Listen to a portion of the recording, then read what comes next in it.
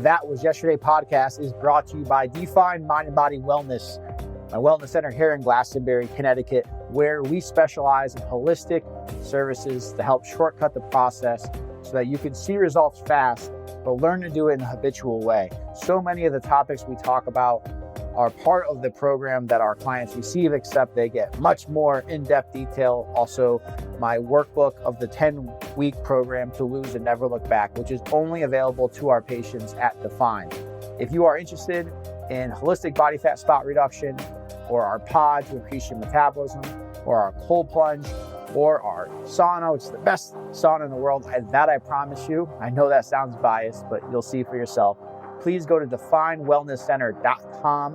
You will be prompted to put your information in and make sure to mention podcast when you do, as you will be eligible for a bigger discount on our introductory services because you are a listener. Appreciate you. Have a great day and enjoy today's podcast. Welcome back to another episode of That Was Yesterday podcast. I'm your host, Joe Carabase, and today I am talking about confidence. In fact, how to have undeniable confidence, how you can feel undeniable. I'll tell you something. I am very passionate about this subject because confidence has been something I had struggled with my entire life.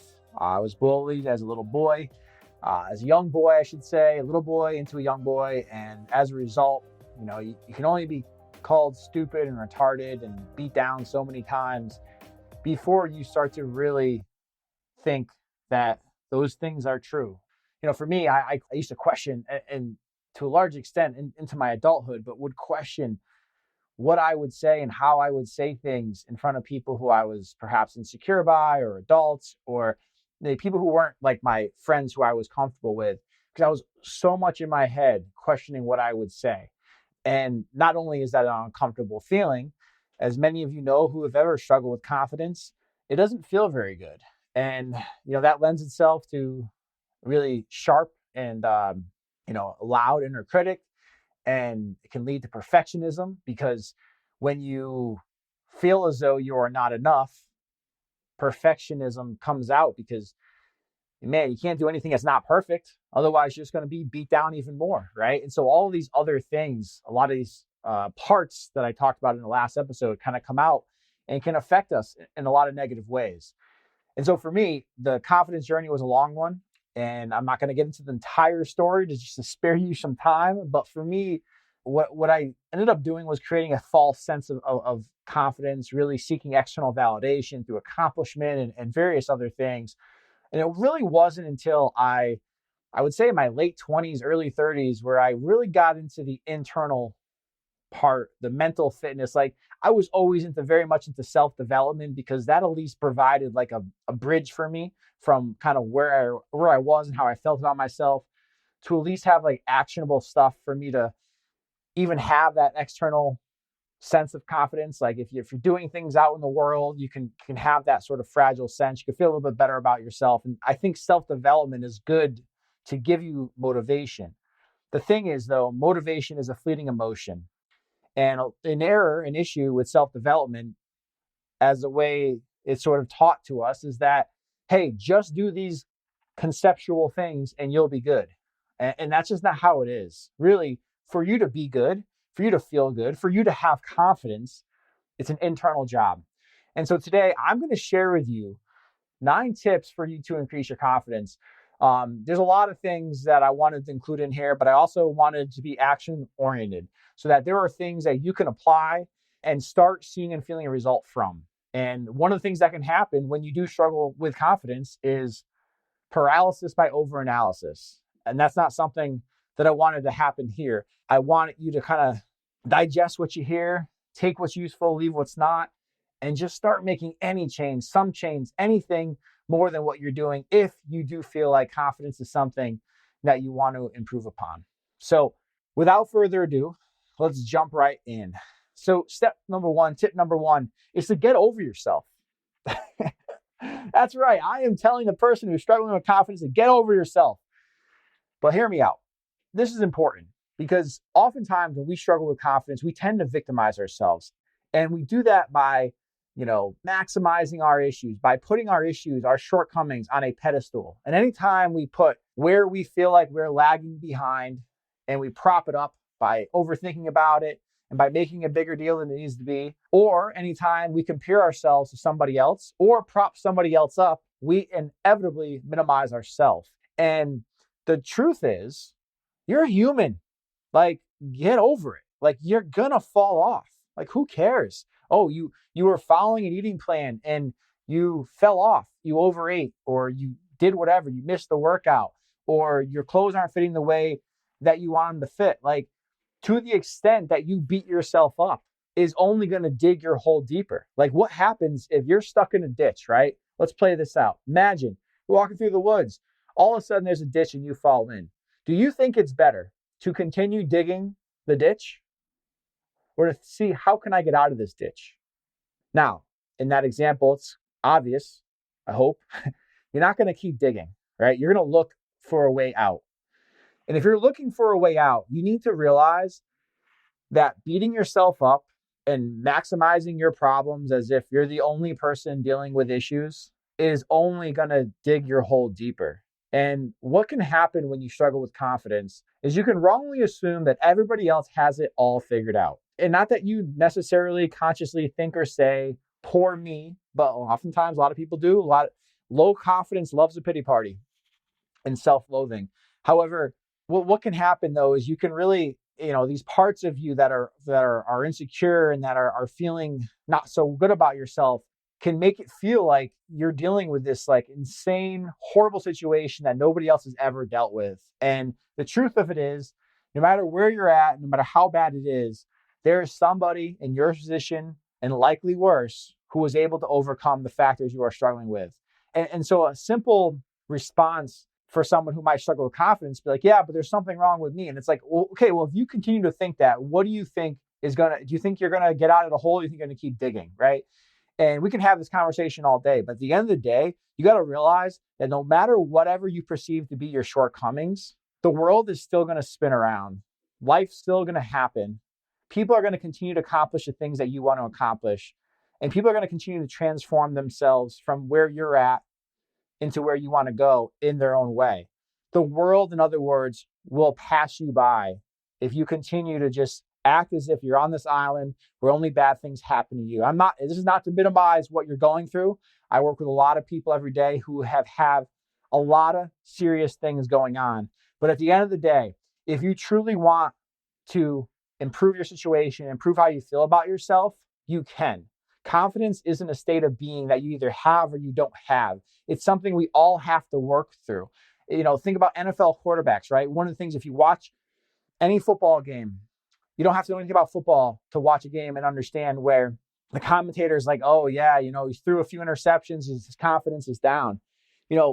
We're talking about some of the most athletic, talented, best looking, richest, people in the world, right? Who are playing at the very highest level, who within just one game, which is a fraction of their life, have ups and downs with confidence.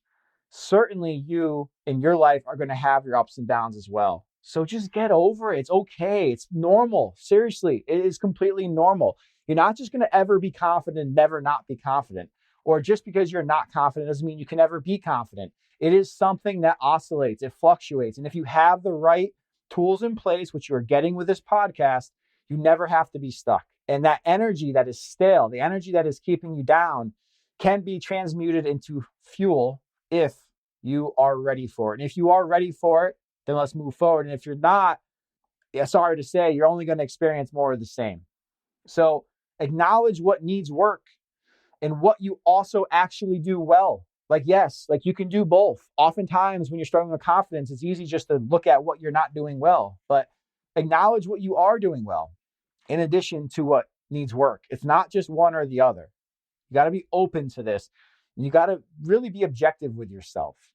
All right, tip number 2 is to take ownership and start acting like somebody who is confident. Nobody is going to give you confidence. That is something that is a inside job that only you can fully ever see through.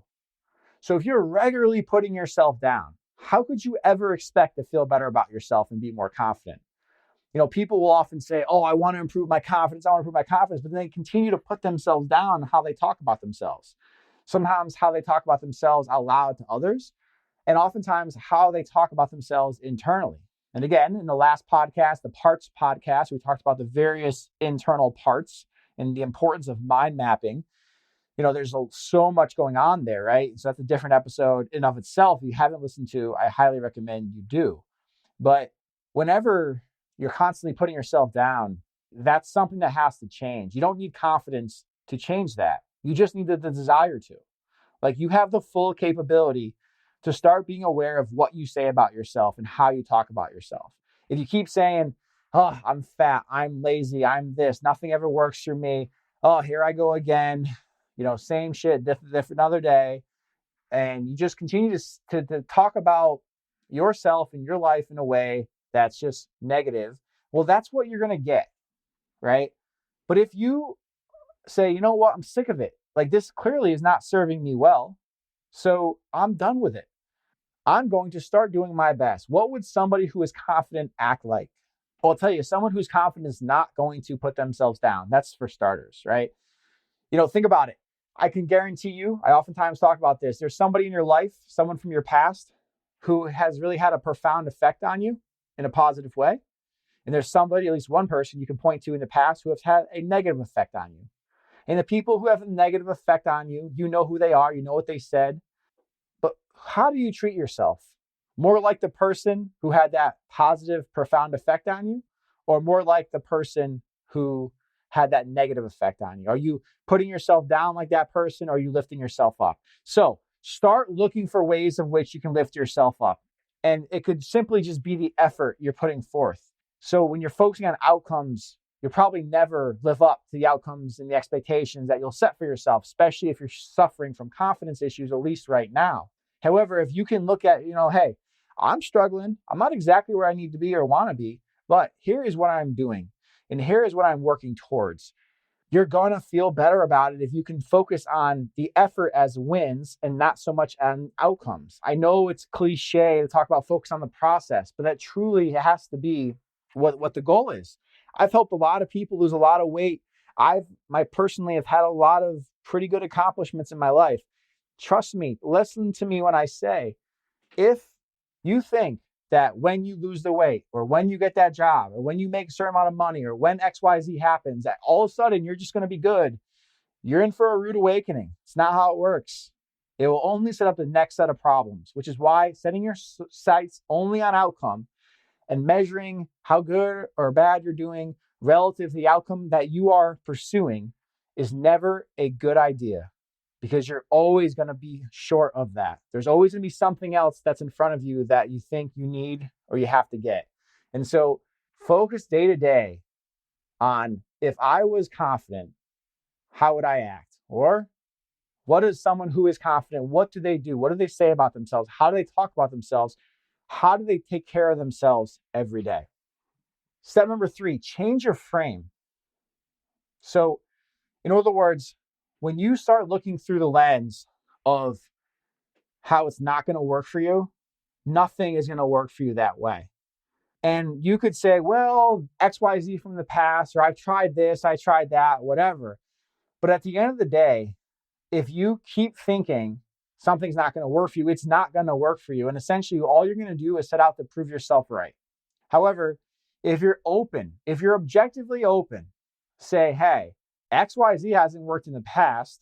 Why hasn't it worked in the past? Objectively, you can look at it and come up with actual ideas and reasons and explanations as to why it hasn't worked. And if you can do that, you would have learned something. And then that next thing that you're working towards, you can apply those lessons. And also, again, realizing if it's not outcome focused, it's just, process oriented, effort based, what can you do to be better? And what you'll realize is, as you start to change your frame, the only thing that is really ever holding you back is you.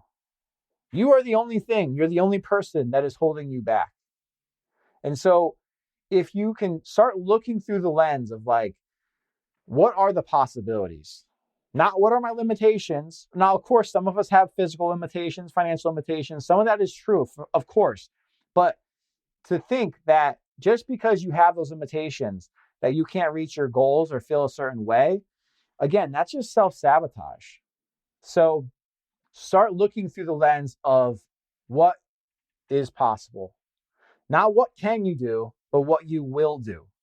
There's a saying about from Michioto Miyamoto, which I'm positive I just butchered his name, but the gentleman who this I say gentleman, this guy was a Japanese samurai warrior, complete savage in the best possible way. But he wrote a book, The Five Rings, and he had this saying about looking through perceptive lenses versus like the perceiving eye. And basically, when you're perceiving something, it's really a reflection of what you're holding in your subconscious, which is generally everything from your past. But really, the most powerful is the pain, the micro and macro traumas from your past. So oftentimes in present day, the conscious mind is looking through the lens of the pain from the past, and your traumas are reflecting what you see, right?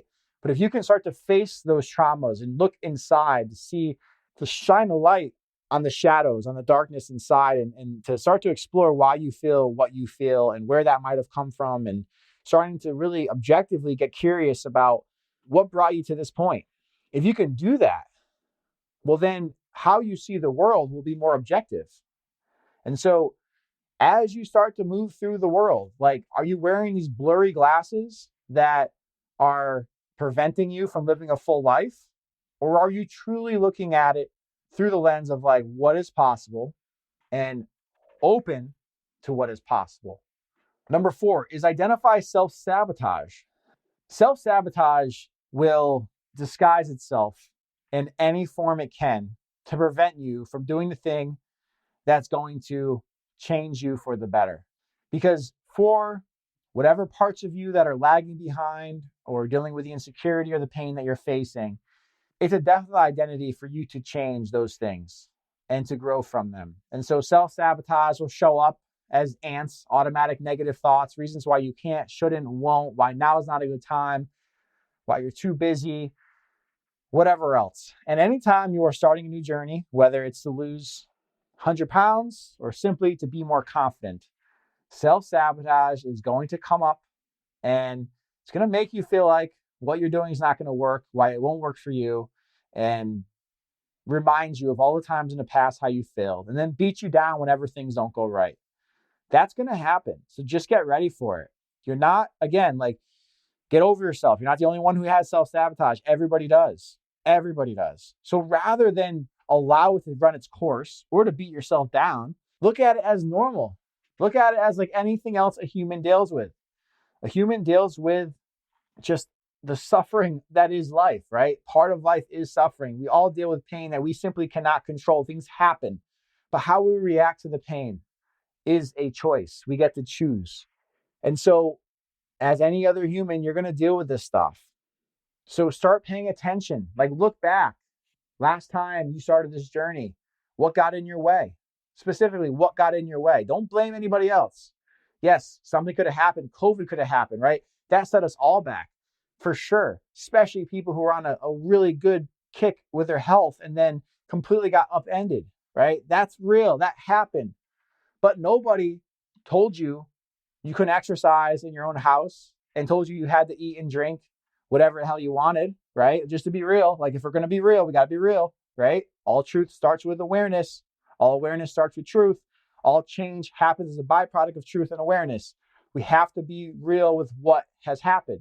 But if you are doing so, you can at least look back and say, well, I was really hurt. I was really scared. I had a lot of fear. So I ate and drank more than I should. I didn't know what was happening. I wasn't going out in public, so I stopped exercising. I kind of let go a little bit. Like, whatever is true to you, it's okay. It doesn't matter. Literally, the world isn't going to stop spinning just because you let yourself go for a year, 2 years, or 30 years.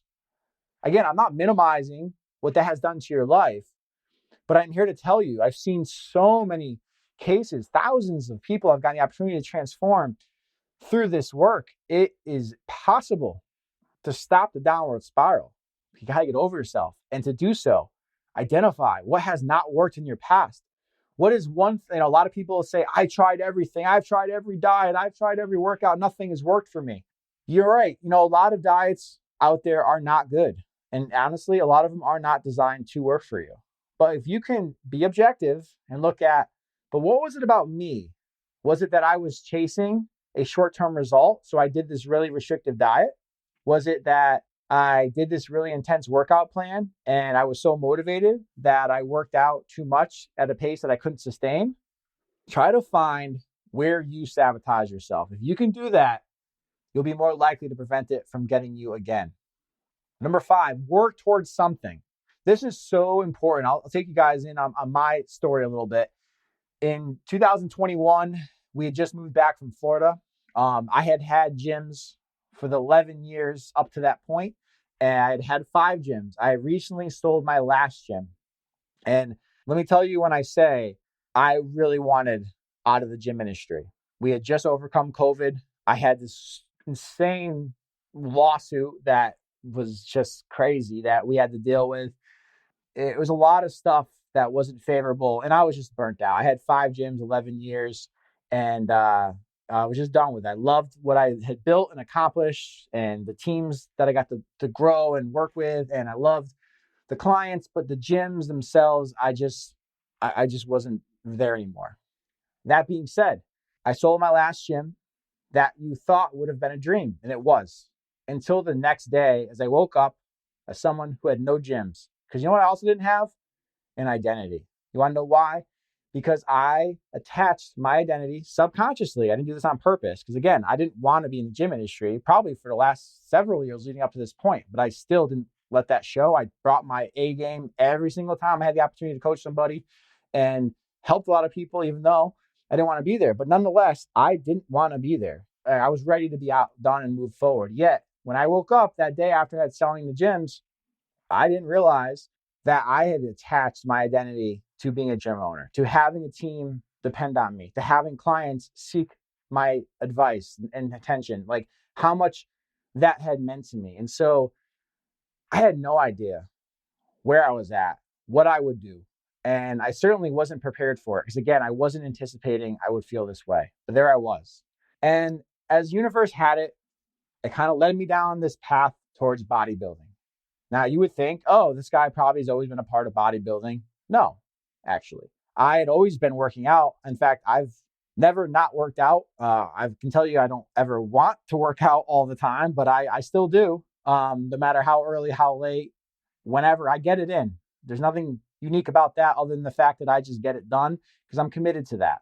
That being said, my workouts were generally really intense, HIIT training, or what I thought I had to do. Not so much what I wanted to do, right? That's a whole other discussion. But I always loved bodybuilding. But a part of me always sort of stayed away from it because there was an insecurity there that I didn't realize up until this period of time in my life where, because I was always close to bodybuilding but never actually pursued it, I always felt this like weird fear of like, man, if I ever had to get on stage, because again, I had confidence issues my entire life and there's a lot there. And so, I started reading bodybuilding books before I read anything else. I love bodybuilding, but I never allowed myself to pursue it. Never really gave myself the time to pursue something I wanted to. Even though I was working out, I was just doing it as a means to an end. And yet, this point in my life where I had sold the last gym, kind of lost, for some reason or another, it showed up in my life. And it just, one thing led to another. Sometimes when you're in a dark spot, if you're open and if you're aware, signs, omens, as I refer to them as, will appear. And if you can be open and curious and present, and you can start following and listening to these things, they will lead you down a productive path. And that is what bodybuilding did for me. I was scared shitless to sign up for a show, but I did. And I knew that if I signed up for a show, I was at the very least going to do my very best at that show. So up to that show, I was going to do everything I can. And so I did. I hired a coach. I was so awkward and so uncoordinated when it came to posing. I felt awful doing it, but I practiced. I kept practicing and kept practicing and kept practicing. I committed to my workouts. I committed to the eating plan. I hired a coach so that I could have somebody give me a plan. So all I had to focus on was the execution of the plan, which is very important whenever you're struggling with something. It's like, You can shortcut the pain by hiring somebody who has a path already defined, right? So all you have to do is show up and do your part. And that's what I did. And by the time I got to the show, I had this enormous sense of self-confidence because I knew how I felt about bodybuilding. And if so, I'm not even talking about the physical. Yeah, my body transformed for sure, but I knew what I put in. And because of that, I felt really good about myself. And everything after that was just roses. Yes, and I did end up winning the show, which was great. And I had some success there, and I did some more shows after. But for me, that was what I needed at that time. Logically, it didn't make a lot of sense. I had to figure out how to make money because I just sold my last gym, so I didn't have a source of income. And bodybuilding is literally a part-time job of which you do not pay, but you spend a lot of money on food and everything else. But it's what I needed at that time. Because look, if you're not feeling good internally, there's just no way you're going to be able to be the person you need to be in your life for everybody who depends on you. And I needed that. And so I did it. And I'm glad I did. But I would encourage you, what is the thing that you want to work towards? The thing that you've been scared of? The thing that you've wanted to do, but you don't really want to say out loud? I guarantee you there's something there. And I'm not saying you have to step on stage. It doesn't have to be like super big, but it is important to set a date and do your best for whatever happens at that date. Not to drag yourself across the finish line, but so that there is a set period of time where you can apply a plan, do your best at that plan, and you can see tangible, objective results from day one to day whatever, because that will only lift you up moving forward. And that's something like what you do in leading up to whatever event that is. That exact thing may not translate into every other part of your life. Like bodybuilding doesn't necessarily translate into starting a new business, but the process of it does. Like setting a specific goal, having a very specific plan, being super diligent about how you're managing your time, and seeking out professional counsel. Like those are things that you can apply to anything else, right? And so if you are somebody who is struggling with confidence, you want to get some wins and start feeling better about yourself. So find that thing. And again, start small. It could be anything, but find something that you can work towards. And find your swag. So number 6 is find your swag. Now, obviously, you're not feeling very good about yourself. It's hard to do this, but you know what?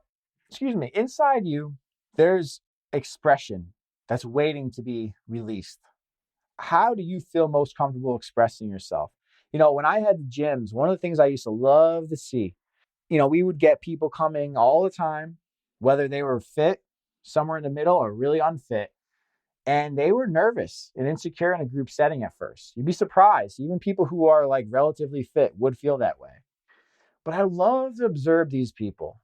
And then over time, slowly but surely, all of a sudden, these people are, so the woman was wearing like dark, baggy clothes, is now wearing tight, bright, flower expression, yoga pants, workout pants. The guy who was like, kind of like prideful, yet insecure, was kind of keeping to himself when he first started, all of a sudden was coming in, high-fiving, cracking jokes. That's powerful, right? That's self-expression. And again, you get there through showing up, right? Showing up and doing your best. But you have one chance at this life. If you're not wearing something you want to wear, if you're not saying something you want to say, if you're not doing something you want to do, what are we doing? There's no repeats here. Go for it.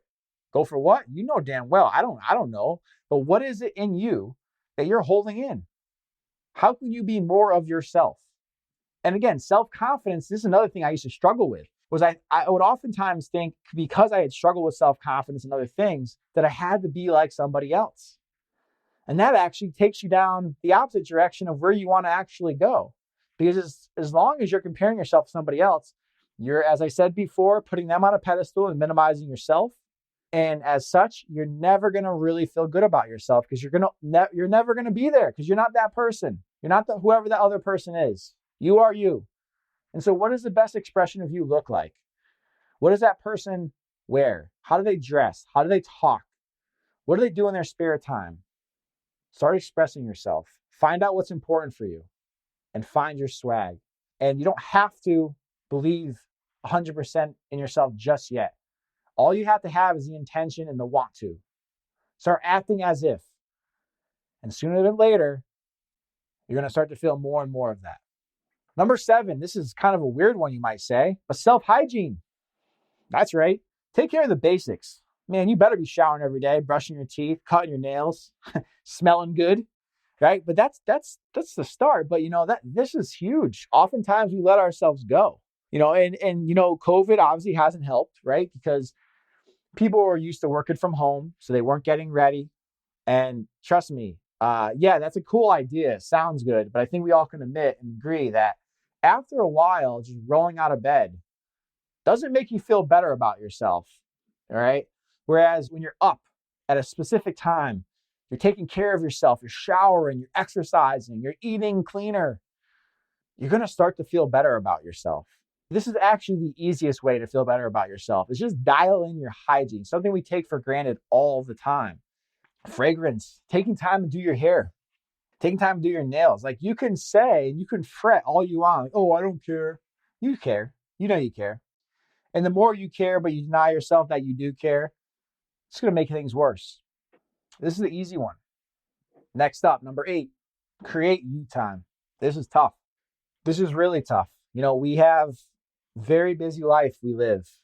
And I say we, but living in 2024, we're all dealing with this high-paced society and this connection to our phones and everything else. So it's hard to break free from. And because of that, our world moves so fast. I don't think you can find anybody who's like, yeah, I'm not busy. Like even people who are busy. Like go figure. But if you don't create time for yourself, you're going to get to a point where you may not consciously realize, but subconsciously, there's a part of you who's like, what am I doing? Like so I'm getting up, taking care of my kids, working all day, coming home, taking care of the kids, cleaning the house, going to bed. I'm sorry, but that's no way to live. Now, of course, should have to say this, but of course, you got to take care of your kids. You got to have a job, damn it. And you got to cook and you got to clean, you got to do all that stuff, of course. But in that day, in that 24-hour day, you can create time for you. Now, are you taking the time that you have to scroll through social media or just watch something mindless? Look, that can be you time for sure. But like when I say you time, I mean like doing something that you love to do. Now, you could say you love social media and whatever else, but it's likely if you're struggling with self-confidence, being on social media a lot or just watching show after show after show is not going to help you. So think of more of like, what are the things that you want to do? You want to read about, you want to listen to, you want to go for a walk, like find these things, right? You may not have the availability to go do belly dancing 6 days a week, but I bet your ass you can find 1 day a week you can commit to. And that 1 day a week will make a huge difference for you. Huge difference, because that's something that you've had in you that you wanted to do. For me, I will, like right now, I just started jujitsu about 3 or 4 months ago. Something that was really important for me for different reasons. And look, full transparency, when I first started, I felt uncoordinated, stupid. So I was like, this is complicated. I don't get it. Certainly didn't come natural, but kept showing up because this stuff that I'm teaching you is stuff that I practice. I'm not just speaking from a soapbox. And I'm also not somebody who's just like waking up feeling good about myself every day. This is stuff I actively work towards. And as such, I feel good about myself. And yeah, some days better than others, but it's not about how you feel in any one moment or any one period of time, because that's always going to change. It's that you're always oscillating forward. Even when you're moving back, the intention is to move forward. And you can oftentimes have the intention for something to be positive, and it won't actually be positive. But if you can realize that that's actually part of the process, eventually it will be positive. And eventually you're going to find exponential change. So with jiu-jitsu, that's what it was for me. It's just keep showing up, doing your best. I hired a coach. I watched stuff. I don't have a whole lot of extra time, but I thought about it when I could. in the limited time that I had, twice a week. 3 or 4 months later, I'm submitting people, submitting white belts, submitting some blue belts. I'm giving people a tough role, if you know what that means. I have a long way to go. I'm still a white belt, but I feel significantly better than I did before. Now, why I'm sharing this is because I work 70, 80 hours a week minimally. For me to go do jujitsu out of my day means that I'm sacrificing something else. And so on the days that I do it, one of the days I'm leaving work or getting to work late. So I'm putting in that extra 2 to 3 hours at night after the kids go down. It just is what it is. That's the season of life I'm in right now. And one of the days I'm coming home late, later than expected. But that morning I'm home more, or I'm taking my son to gymnastics. So I'm kind of balancing it out in that way. But I also know that and this is something a lot of parents struggle with, is that they dedicate all their free time to the kids. And that sounds good, but trust me when I say it's not. How do I know, right? You're like, oh, you have a 1 and a 3-year-old. What do you know? Well, you're right. But I work with a lot of adults who their kids then graduate and move on in their everyday life, and they're left hanging because they never did anything for themselves. But even before it gets there, if every day you're just running through the cycle, doing the things you have to do, you're going to feel resentment. Whether or not it's conscious, it will be there. And that will make you feel resentful towards the people in your life, but it will also not make you feel very happy. So create time for you, however that looks. Lastly, number 9, create a preliminary plan. So what is a preliminary plan? Well, a preliminary plan is getting you in a direction. It is getting you started towards something. And then you go into it knowing you're going to monitor. So what often happens is one or two things where I would say most people fall short. They spend a lot of time, and I've made this mistake myself, coming up with the perfect plan. And then they're like, oh, wait, I got to do this. Oh, wait, I should think about that. Oh, I should research this. No, I got to wait until vacation's over. Oh, I'm going to wait till the first of the year. Oh, I'm going to wait till this. I'm going to wait till that. I'm going to wait till I'm not so busy, whatever it is. And then they never get started. And then the longer you wait, the harder it is and the worse off you are. Or people will have this, oh, I'm going to do this. I'm so excited. I'm going to blah, blah, blah, blah. This is going to be great. So you get started. You have this idea of what it should be. And then you start doing it and you find out, shit, this is not working. And so what often happens in that way, because that's a crossroad, but what most people end up doing, even though it's super, super normal, what most people end up doing is when that happens, they just allow self-sabotage to take over. They rationalize why they can't, shouldn't, and won't, how it will not work for them, how now is not a good time. But really, that's an opportunity to stop and look at, okay, what's working with this current plan? What's not working? What feels right? What doesn't feel right? Then make adjustments and then continue to move forward. So it's different when you set off with a preliminary plan, because you're setting off with the expectation that it's going to change, because it will change. You are more motivated at first than you will be after weeks and months. You got to plan for that. So when it changes and when adversity hits, because by the way, it will hit. It's not a matter of when or if, It's a matter of when it hits. So how will you handle it?